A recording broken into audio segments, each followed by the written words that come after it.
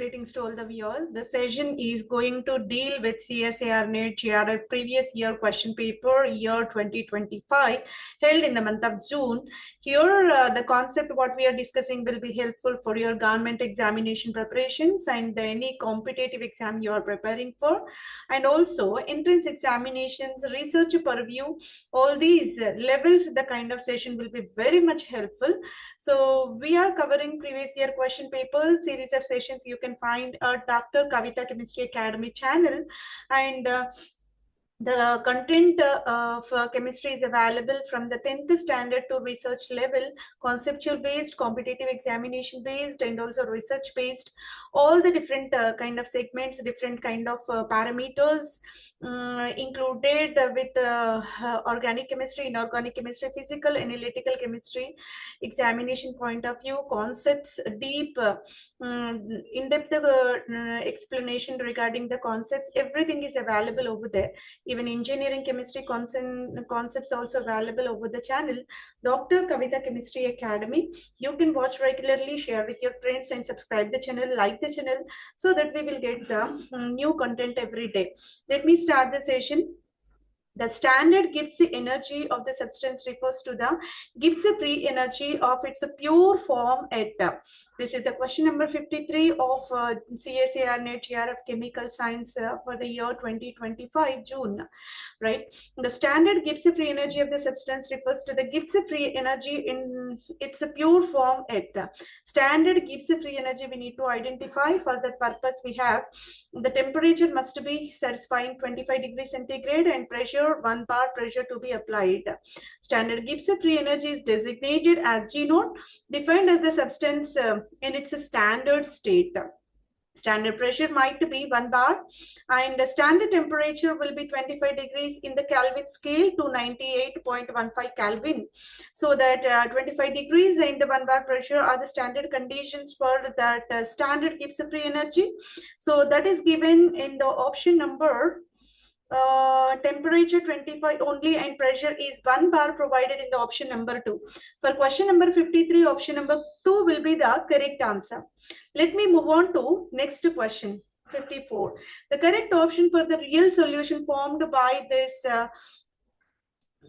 mixing liquid A with liquid B. Here Kb is the Henry's law constant and solid line represents the real solution, right? So this is the kind of graphical representation. Mole fraction of B will be taken and pressure was taken in the y coordinate. Mole fraction of B can be taken on the x coordinate. Here the correct option for the solution made by the liquid A and liquid B to taken into the consideration. Kb is the Henry's law constant is provided. This is a question taken from physical chemistry. And here are 2 options and the remaining 2 options are provided over here. In order to get the right answer, let me go with the explanation part. This question tests the relationship between the Henry's law and Raoult's law for the real solution.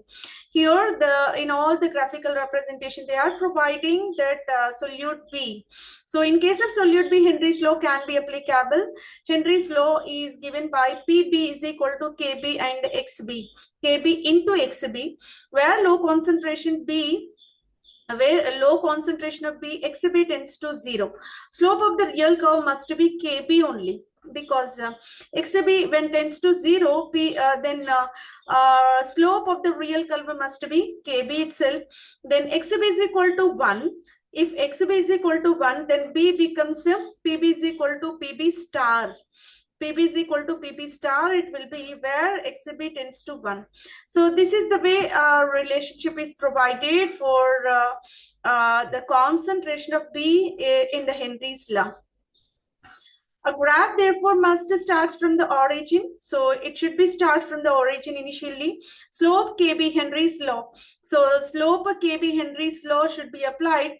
So end at the vapor pressure of the pure B, and where that graphical line should be ends at the vapor pressure pure B, there the end of that graphical line to be possible. Deviate from the straight Henry's law line, the real solution. Option 1 satisfies the solid curve initially follows the Henry's law behavior and finally approaches to the pure component vapor pressure. That's the reason why option 1 is the correct answer, where real solution KB is always greater than PB star. Henry's law slope XB tends to 0 is equal to KB, that is given by PB star. The curve must ultimately reach PB star and XB is equal to 1. Option 1 will be the correct answer. That option 1 is having the always point must be started from the origin. That is the condition provided over there. And here the pure solvent line is provided in between. Here pure solvent P line is provided and here it is reaching KB. KB is the slope where Henry's law is provided XB tends to 0, then KB it is PB is equal to KB. So this is the way option number 1 will be the exact answer for this question. Let me move on to question number 55. Two conformations A and B in the single molecule energies are 5 kBt and 9 kBt respectively at the temperature T. The fraction of molecules in the conformation B is, right? It is the question related with the physical chemistry purview, and the organic chemistry was also taken into consideration, being conformations are the part of organic chemistry. Right. Energy of the conformation A is provided as EA is equal to 5 kT. Energy of the conformation B, EB is equal to 9 kT is provided. Partition function Z is equal to e to the power minus 5 plus e to the power minus 9. So this is about the partition function. Then fraction of molecules in the conformation B are PB is equal to e to the power minus 9 by e to the power minus 5 plus e to the power minus 9. Okay, so this is regarding the conformation B. So conformation B is having energy 9 kT. That's the reason why. So here energy of that B molecule by total energy taken into the consideration. Divide numerator and denominator with the common term e to the power minus 5.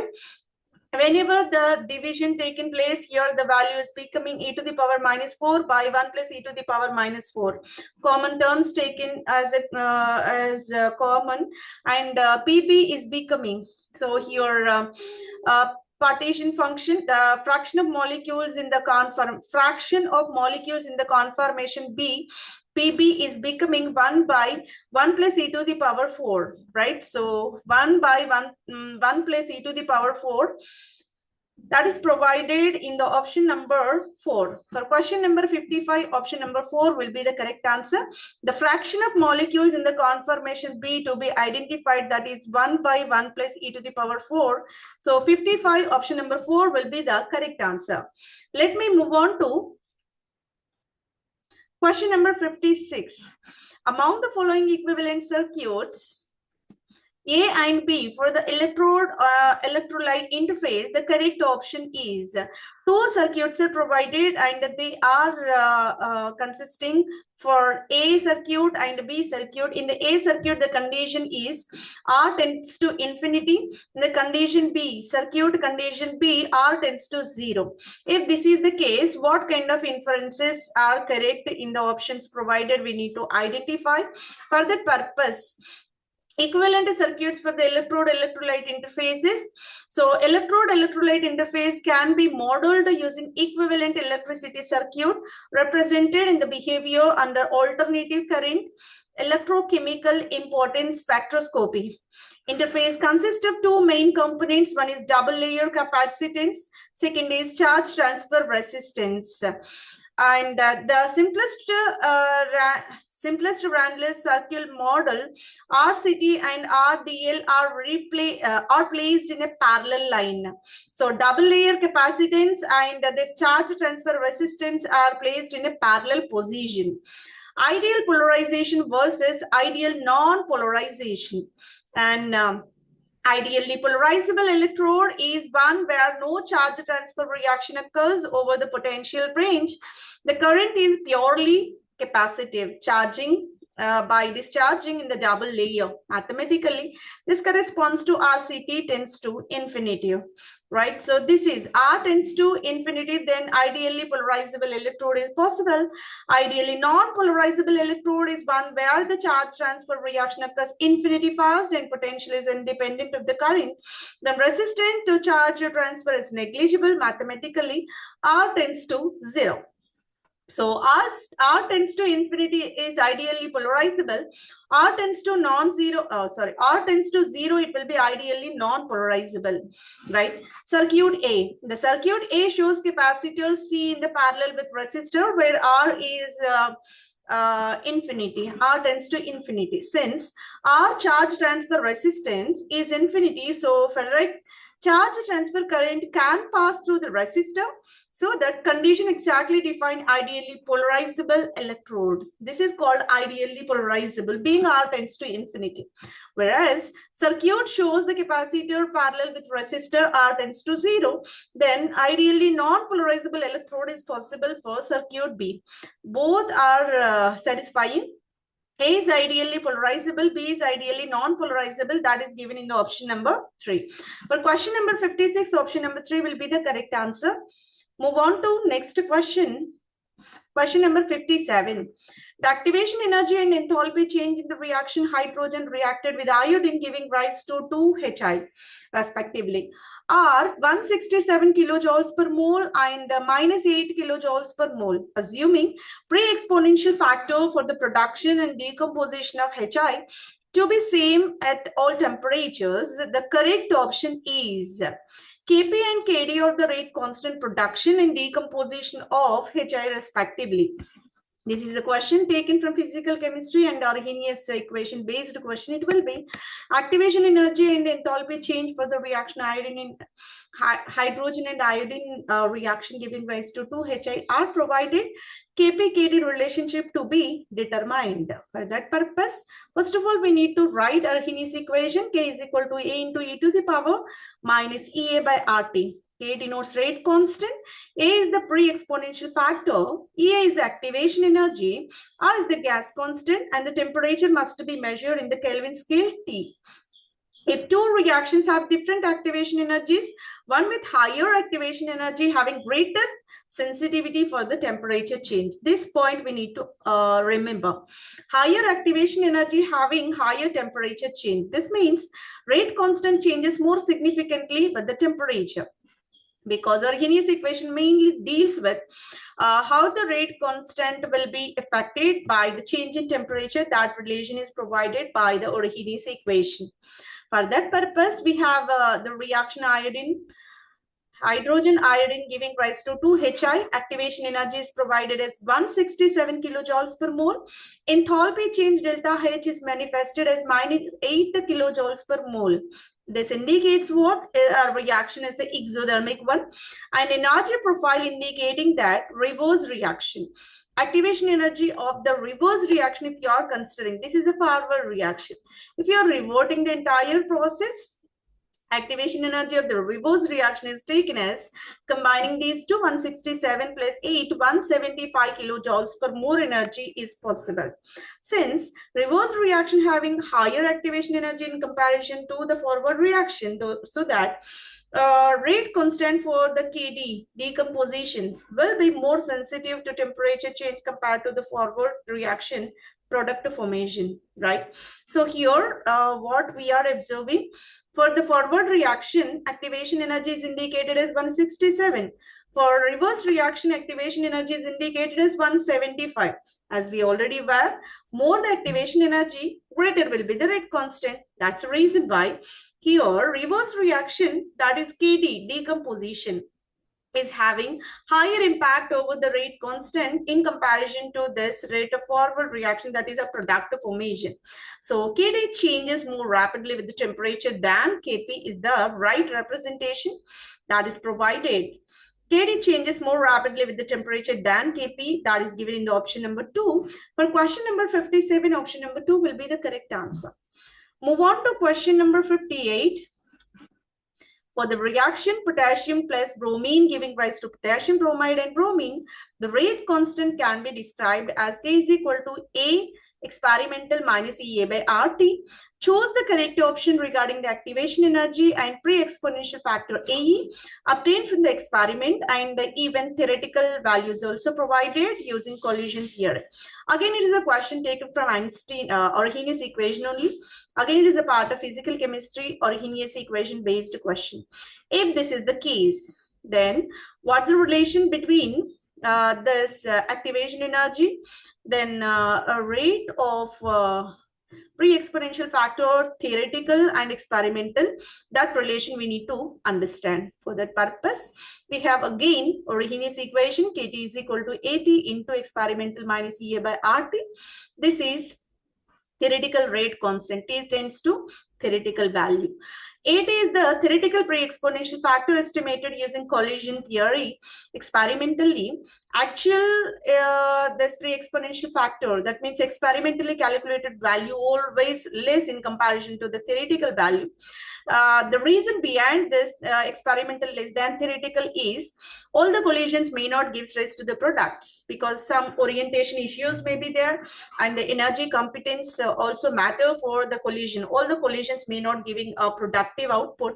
Rather, similar energy, similar symmetry kind of collisions are giving a kind of a proper activation energy, higher the activation energy.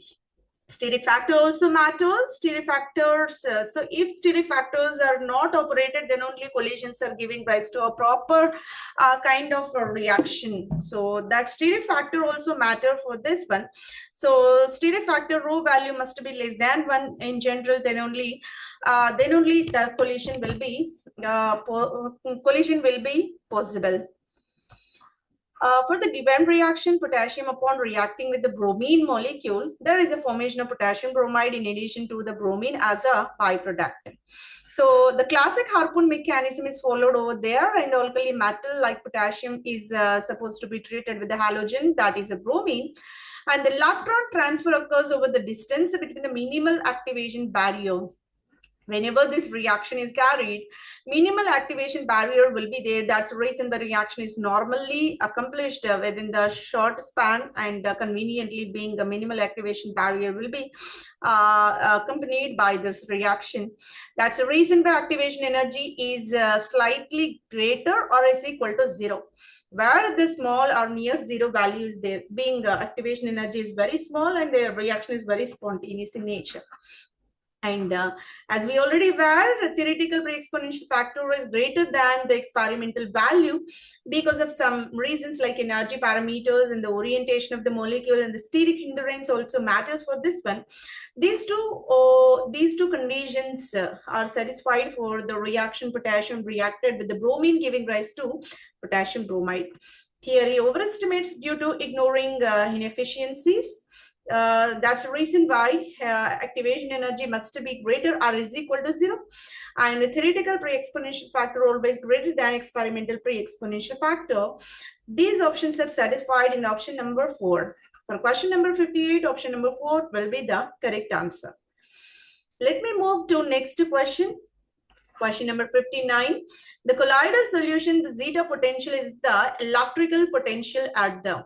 So it's a question taken from the surface chemistry, physical chemistry, colloidal solutions, right? So zeta potential, what is zeta potential? First of all, we have to understand. Then zeta potential, electrode potential at where you can achieve this zeta potential in the colloidal solution to be absorbed, right? For that purpose, we need to know about the zeta potential. Colloidal particles are nothing but there is a tiny particles which are invisible are called true solution particles. If the particles are extremely larger, those are called precipitated or suspension particles. If the size or diameter of the particle is in between these two, true solution and the suspended particles, so those are said to be colloidal. They are intermediate between the tiny and the larger. They are intermediate sized particles called colloidal particles. Colloidal chemistry is of significant importance in the application purview.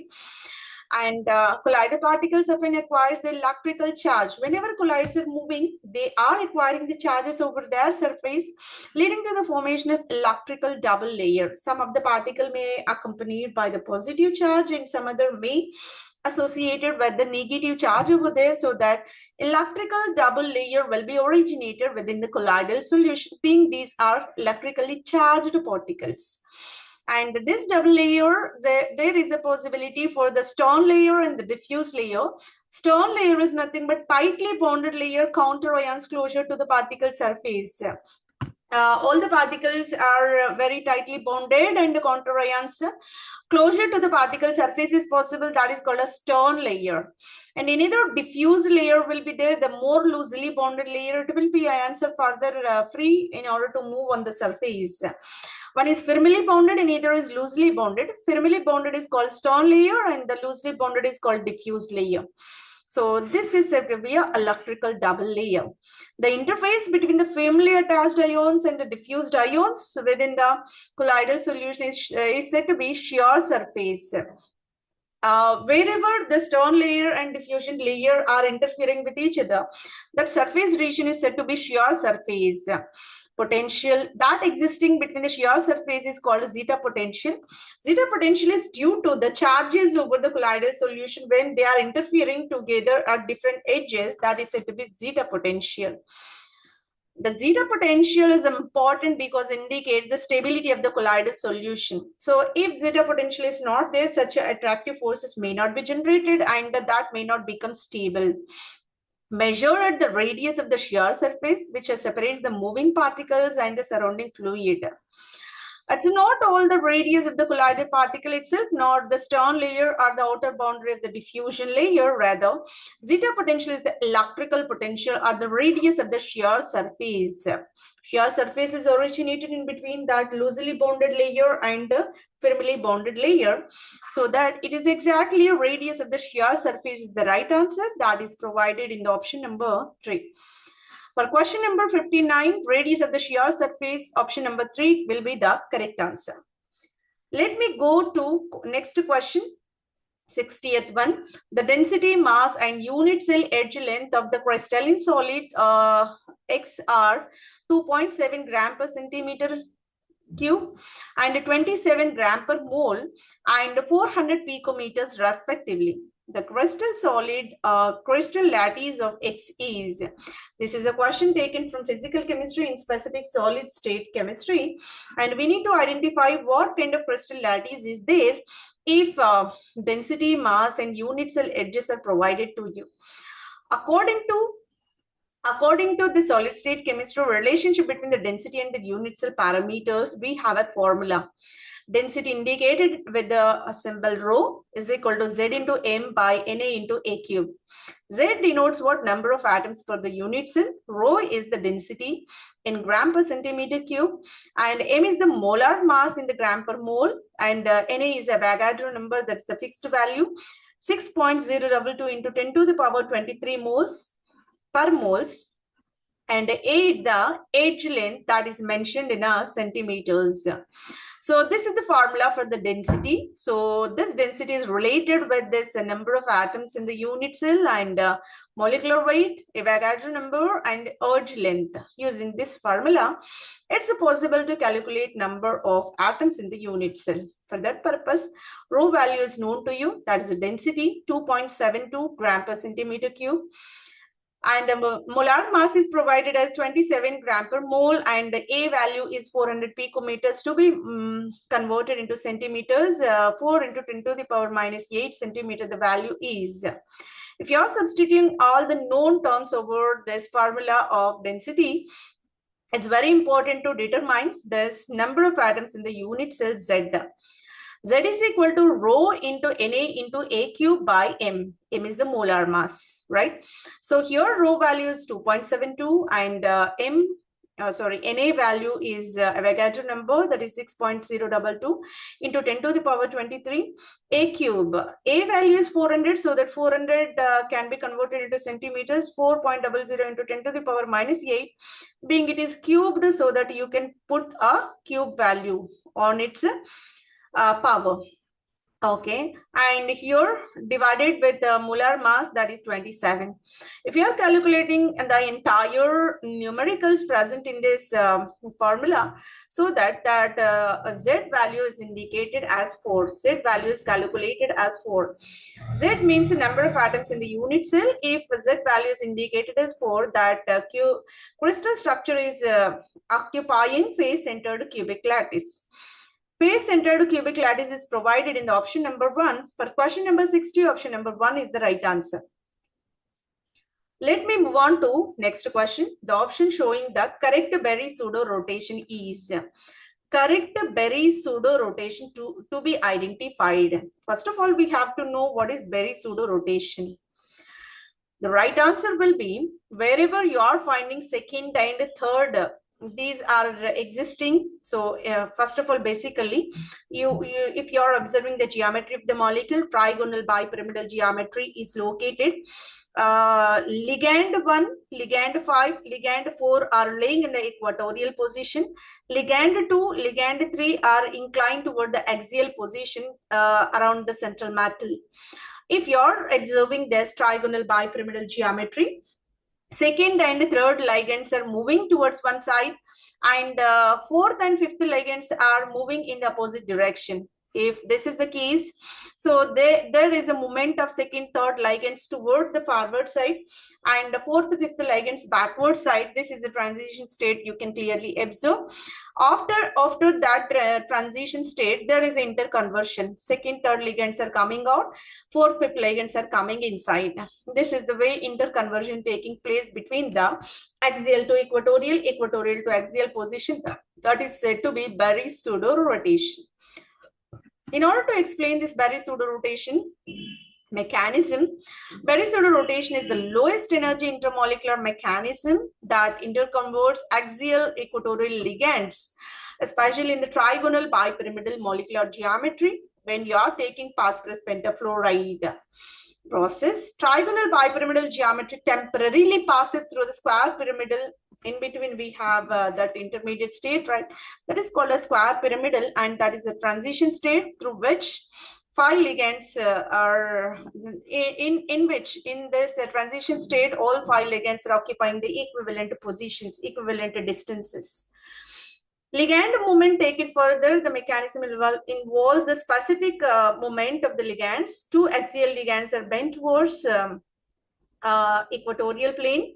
2 equatorial ligands are not pivot and bend away from the plane, and remaining equatorial ligands remain stationary. One of the equatorial ligand remains in the stationary, that is called a pivot or immobile ligand. We are not moving ligand number 1, which is said to be immobile ligand or pivot ligand. Only the position number 2, 3 and 4, 5 are interchanged. This is the way the 2 original axial ligands becoming equatorial and 2 original equatorial ligands becoming axial. Pivot ligand remains equatorial, but its position relative to the new axial position is not exactly same. That is somewhat different. That is given in the option number 2, right? So here 1 is called pivot ligand, and 2, 3 are interchanged with 4, 5 through this square pyramidal transition state, right? For question number 61, option number 2 could be the right answer. Move on to next question. The plot shown below is for the rate of the acid hydrolysis reaction of cobalt and is taken 5x whole to the power plus 2 at 25 degrees centigrade, where X is an anionic ligand indicated with the fluoride, chloride, nitrate, and dihydrogen phosphate. Right. If this is the case, plot shown below. So the thing is, log of K equilibrium versus log K values are manifested. A straight line is indicated. On the straight line, you can observe few points, and these points are indicated with P, Q, or S. What is P, what is Q, what is R, what is S to be identified. right? So here the complex being the question taken from the inorganic chemistry and the coordination chemistry in specific. Here the cobalt octahedral complex was taken. Cationic complex ion is manifested over there. 5 ligands are ammonia ligands, and one of the ligand can be replaced with the fluorochloronitrate and dihydrogen phosphate. So if this is the case, where you can achieve this fluoride, chloride, nitrate, and dihydrogen phosphate in this graphical representation, we need to identify. For that purpose, we have a detailed explanation, linear free energy relationship, and a dissociative mechanism. The complex belongs to cobalt +3, and here the formation of octahedral complex, where is in one dissociative mechanism to be followed, and cobalt +3 system is a D6, able to generate the inert cobalt +3 complex. Mechanism followed the dissociative mechanism, and the COX bond is a 5 coordinated whenever COX bond cleave, 5 coordinated intermediate will be originated. Cobalt NH3 taken 5X, this X is the anionic ligand. Whenever it is dissociated, being it is a slow and SN1 mechanism, it will be, there is a formation of tricationic penta ligand containing 5 coordinated complex is generated. Later on X minus again added, and water is added during the fast reaction. There is a formation of aquated complex. So this is the reaction actually taking place whenever you are treating the octahedral complex of pentamine and this negatively charged anion, and finally it is added with the water. There is the substitution reaction taking place, SN1 pathway. Right. Linear free energy relationship in this log K versus log K equilibrium were taken, and log K relates to the rate of the reaction, that is a kinetic parameter, and log K equilibrium is the thermodynamic parameter. The plot shows the positive correlation indicating that more thermodynamically stable product, higher K equilibrium value will be associated, faster the rate of the reaction. Right, so stable product, higher K equilibrium, faster the rate of the reaction is possible. Here, whenever this is the complex cobalt NH3 taken by X +2 is treated with water, there is a formation of cobalt NH3 taken by H2O whole +3 formation is possible. K equilibrium is essentially measures with easily X minus if released, so that higher value you can achieve. The relationship is, since the plot has the positive slope, increasing log K equilibrium is possible. Weak bonds. Ligands have taken fluoride, chloride, nitrate, and dihydrogen phosphate. Here, lability will be P is least, Q or S. So, order of reactivity. More reactive order will be provided over there, right? The rate of dissociation, in case of log K value, D6 cobalt +3 complex if taken into consideration, weak bond leads to the faster rate. This is the most important point we need to understand. Weaker the bond, faster the rate of the reaction. If you compare fluoride and chloride, obviously cobalt fluoride is generally stronger in comparison to cobalt chloride because of back bonding. That's the reason why here the very difficult to cleave the cobalt fluoride in comparison to cobalt chloride bond. And if you compare nitrate and dihydrogen phosphate, if this is the case, nitrate is a weakly coordinating ligand, and that is having somewhat weak interaction with the cobalt. Dihydrogen phosphate is expected to be stronger bond with the cobalt +3. That's the reason why the right order will be fluoride followed by dihydrogen phosphate followed by chloride followed by NO3 minus. NO3 minus least affinity for this bond formation. Weakest bond it will be. Then P is the slowest one, that is fluoride. Q is the next slowest, that is the dihydrogen phosphate, and R is the chloride, and the fastest one be S, that is nitrate. All are provided in the option number 1. Let me show. So P is the very slowest one, that is fluoride. Q next level, that is dihydrogen phosphate, and R is the chloride, and S is the nitrate. So for this question, option number 1 is the right answer. That depends upon the affinity between the metal and the ligand, right? So based on that, this kind of dissociation taking place. By this, we successfully completed the entire session. Hopefully, you understood this concept. Detailed explanation is provided. You enjoyed the session, I hope. And watch regularly, watch continuously, watch complete the end, and share with your friends and subscribe the channel. They will get new content every day. Signing off, Dr. KAVITHA.